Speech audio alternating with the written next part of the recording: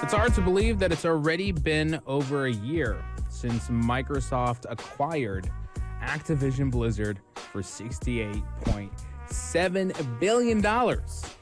It's considered one of the biggest acquisitions of all time, not only from the gaming industry, but across all industries.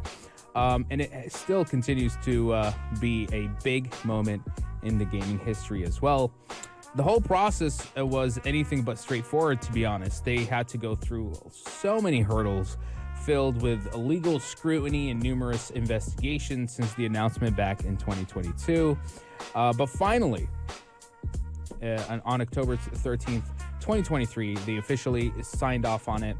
And Phil Spencer, the head of Xbox, has expressed a hopeful vision of collaboration and innovation. Now, did that vision transpire? Did it come to be? Did this acquisition bring Activision Blizzard or Microsoft to new heights?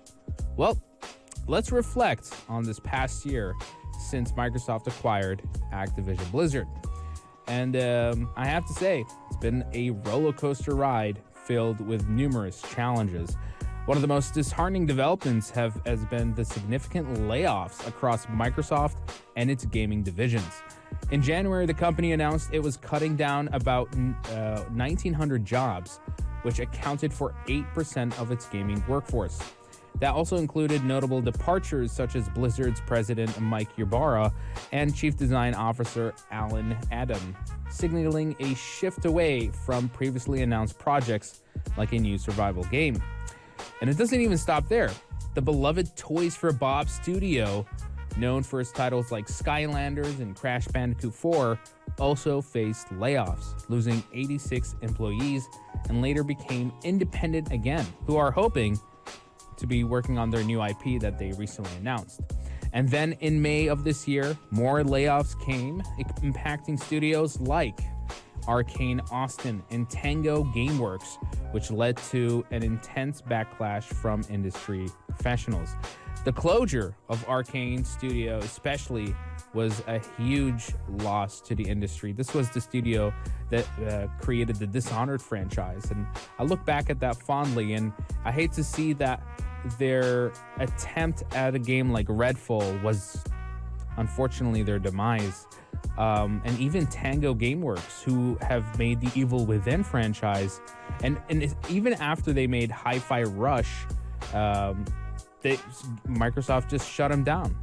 This is what really happens at the end when you have big acquisitions like this and companies, major companies start to merge. Sooner or later, you start looking at redundancies and you start cutting. But let's look at the franchises now that Activision Blizzard has been focusing on. Franchises like Call of Duty.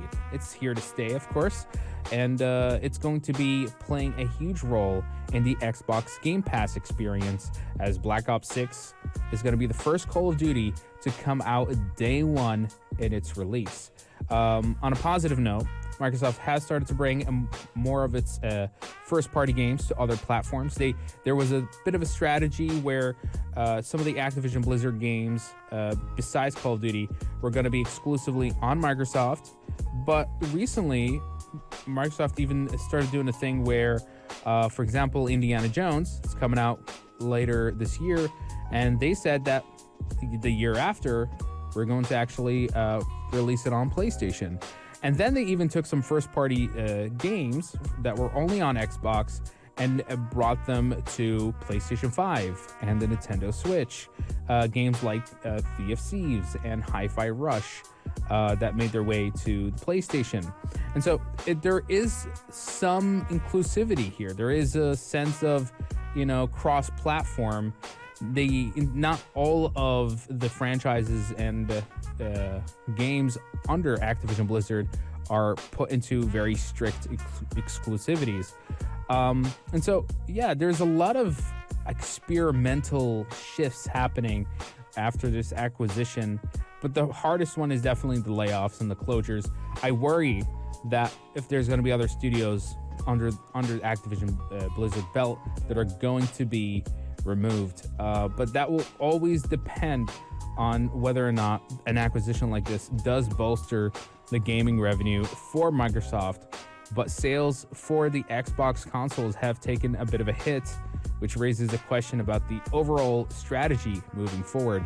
I think Microsoft is realizing that perhaps, the console market is not what they should be focusing on. It's definitely going to be a lot of the services and the apps that they can work with. And especially because recently I talked about a very interesting and new initiative that has to do with the xCloud project, bringing in a lot more of that, game streaming to mobile devices, and also providing even web-based Xbox mobile game stores. And so, now when we look at it, as we're reflecting a year after this acquisition, I could say that it's been a bit of a mixed bag. There is potential for innovation and expansion, and that's always exciting. But when it's accompanied with layoffs and studio closures, it definitely leaves a bad mouth. What will happen in the year to come with Activision Blizzard? Who knows? Will Microsoft actually recuperate the $68.7 billion anytime soon? I think it's going to be a long-term investment until they actually reap the rewards. But Activision Blizzard is a very lucrative publishing house with big franchises under their belt, and it's all about the execution. Can Microsoft pull it off? And could they pull it off without losing more people, more studios from that company? Only time will tell. It definitely has to be a balance of these challenges while also delivering on its promises. And so we'll see a year from now if things are going to be better or perhaps even worse for Microsoft and Activision Blizzard. But do share your thoughts and opinions. Do let me know what you think. And we're going to take a short break. We'll be right back with a lot more news from the world of entertainment right here on the Evening Buzz.